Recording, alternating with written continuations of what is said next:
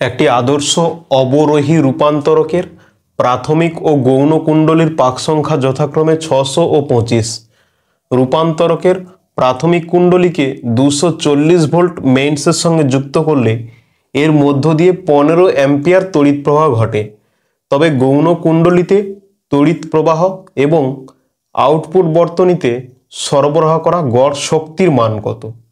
তাহলে এনপি সমান দেওয়া আছে 600, এনএস দেওয়া আছে 25, ভোল্টেজটা কত আছে 240 ভোল্ট, আইপি সমান দেওয়া আছে 15 অ্যাম্পিয়ার, আইএস সমান কত বের করতে হবে। এনপি আইপি সমান এনএস আইএস, বা এখান থেকে লিখতে পারি আইএস সমান NP IP divide by NS. 600 into 15 divide by 25, 5 5 25, 5 3 15, 5 12 60, 360 ampere. এবার সবাই অপশান চেক করো। অপশান এটা হবে না, সিও হবে না, ডি হবে না, অপশান বি হবে। 360 অ্যাম্পিয়ার একটাই আছে, অপশান বি। আমরা প্রথমে ক্ষমতা নির্ণয় করি।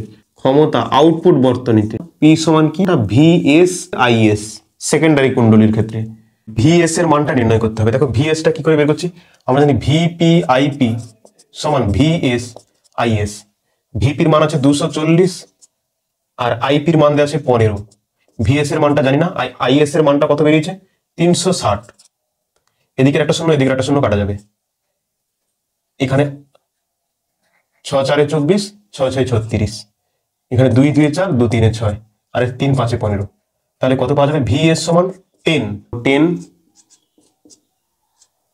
আর আইএস মানে তো আমরা জানি 360, তাহলে কত পাওয়া যাবে 3600 ওয়াট। সরবরাহ করা গড় শক্তির মান কত?